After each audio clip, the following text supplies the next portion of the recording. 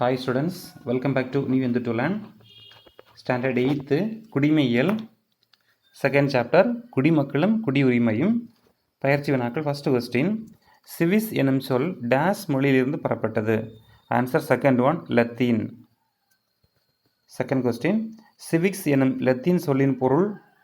Answer குடியிருப்பாளர்லாம் சொல்லலாம், நாடுகளின் உறுப்பினர் அப்படின்னு சொல்லலாம். ஸோ ரெண்டுமே கரெக்டு தான். அப்போ answer third one, 1 and 2. Then third one, கீழ்காணும் கூற்றுகளில் சரியான கூற்றை தேர்ந்தெடுக்கவும். கூற்று 1, ஒருவர் பிறப்பால் பெறக்கூடிய உரிமை ஒற்றை குடியுரிமை ஆகும். ஸோ கூற்று 1 தவறானது. கூற்று 2, ஒருவர் விண்ணப்பித்து பெறும் குடியுரிமை இயல்பு குடியுரிமை ஆகும்.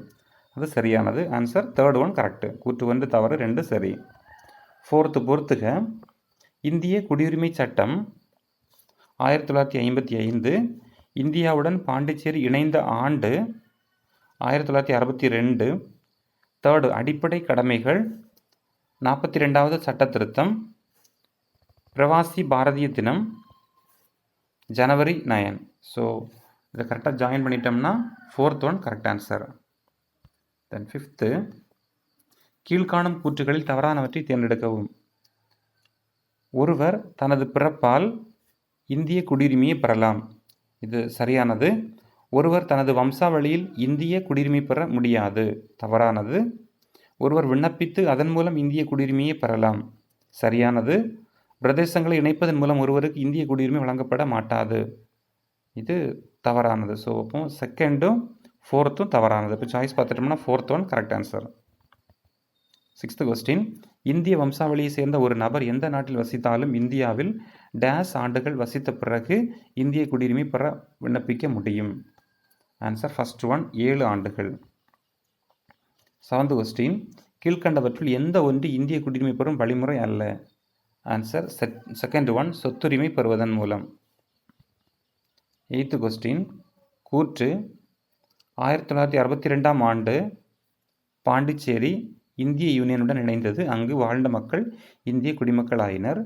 காரணம், 1955 இந்திய குடியுரிமை சட்டத்தின்படி பிரதேசங்களை இணைத்தல் என்பதன் அடிப்படையில் அவர்கள் இந்திய குடிமக்களாக மாறினர். ஸோ இதோட ஆன்சர் என்னன்னா காரணம் கூற்றுக்கான சரியான விளக்கம். First one correct answer. நயந்து, ஒரு இந்திய குடிமகனின் குடியுரிமை கீழ்கண்ட எதனால் முடிவுக்கு வருகிறது. இதில் ஆன்சர் பார்த்துட்டோம்னா, இதில் ஒருவர் வேறு நாட்டு குடியுரிமை பெறும்போது சரியானது. பதிவு செய்வதன் மூலம், இதுவும் சரியானது தான். தவறான மோசடி வழிகளில் ஒருவர் குடியுரிமை பெற்றார் என்று அரசு கருதும் போது, இது சரியானது தான். ஃபோர்த் ஒன், போர் நடைபெறும் போது எதிரி நாட்டிடம் இந்திய குடிமகன் வணிகம் செய்யும் போது, இது தவறானது. ஸோ இப்போ answer first second third, fourth one correct answer. அப்போ 10th ஒன், பூர்வீகம் பிறப்பு மற்றும் இனம் ஆகியவற்றின் அடிப்படையில் ஒருவர் பெறும் குடியுரிமை டேஸ் எனப்படும். ஆன்சர் தேர்ட் ஒன் நாட்டுரிமை. 11th ஒன், ஒரு நாட்டின் அரசாங்கத்தால் தனி ஒருவருக்கு வழங்கப்படும் உரிமை டேஷ். ஆன்சர் செகண்ட் ஒன் குடியுரிமை. 12th ஒன், கீழ்காணும் கூற்றுகளில் சரியான கூற்றுகளை தேர்ந்தெடுக்கவும். ஒருவர் தனது நாட்டுரிமையை மாற்ற முடியும். கூற்று 1 தவறானது. ஒருவர் தனது குடியுரிமை மாற்ற முடியாது. இரண்டும் தவறானது தான். ஸோ அப்போட ஆன்சர் என்ன, ஒன்றும் தவறு இரண்டும் தவறு, fourth one correct answer. 13th, கீழ்கண்டவற்றுள் எவை இரட்டை குடியுரிமையின் கீழ் வருவன. ஆன்சர் தேசிய குடியுரிமையும் வரும், மாநில குடியுரிமையும் வரும். இப்போ இவை இரண்டும், third one correct answer. 14th, இந்திய அரசியலமைப்பு சட்டத்தின் எந்த பகுதி மற்றும் பிரிவுகள் குடியுரிமையை பற்றி குறிப்பிடுகின்றன. ஆன்சர் பார்த்துட்டோம்னா செகண்ட் ஒன் பகுதி 2, பிரிவு 5 to 11.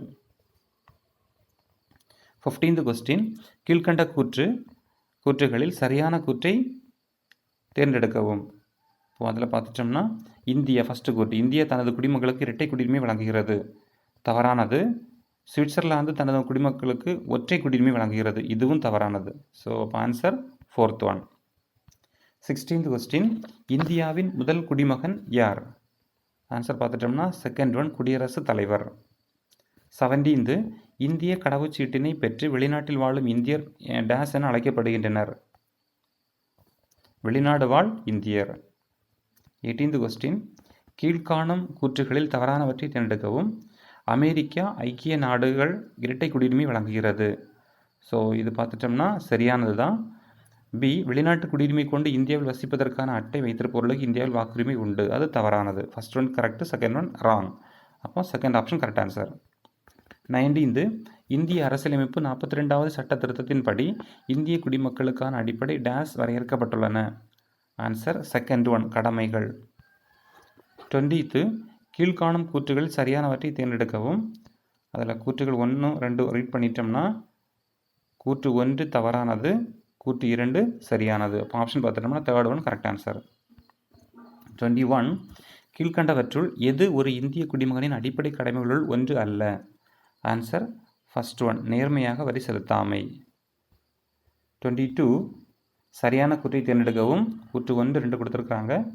ஸோ அதில் ஒரு நாட்டில் வசிக்கும் குடிமகனாக அல்லாத அனைவரும் அந்நியர் எனப்படுவர். ஓகே, அது சரியானது தான். ஒரு நாட்டில் எவ்வித தடையுமின்றி நிரந்தரமாக வசிப்பதற்கும் பணிபுரிவதற்கும் உரிமை பெறும் குடிமகன் குடியேறியவர் எனப்படுகிறார்.